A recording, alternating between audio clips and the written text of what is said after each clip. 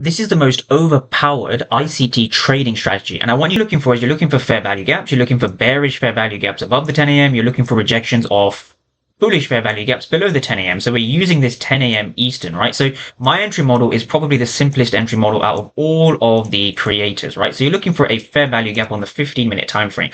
This is always going to be step one. Step two is you're looking for a 5 minutes. This is going to test your psychology. So if you're struggling with psychology, just follow these three steps, right? You want to know where to trade, what to look for on the 5 minute, and if your psychology is struggling, it's because you don't have a strategy. You're not really following the finished auctions.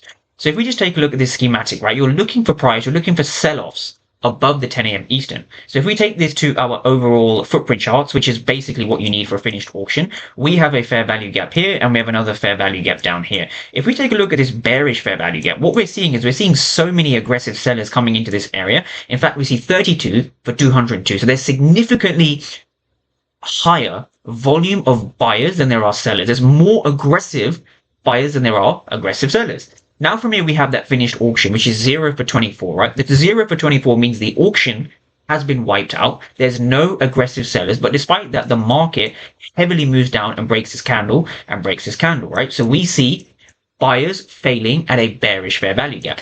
This is what gives us the real confirmation to look for sells. Now, when we go down to the bottom, we see the exact same thing, but we see it now in the case for sellers, right? We see 30 for 0, we see 165 for 56. So there's significantly more sellers than there are buyers, but the market still holds this level and bounces up. In fact, when the market comes into this area, we see the same thing. We see tons of red over here. In fact, we see 228 for 48, which means that there's so many more aggressive sellers this time, but the market is still able to find an area of support and bounce higher. So when you're trading these fair value gaps, right, when you're trading my strategy, always remember you need to look for finished auctions. You need a 0 to show that price is actually going to reverse.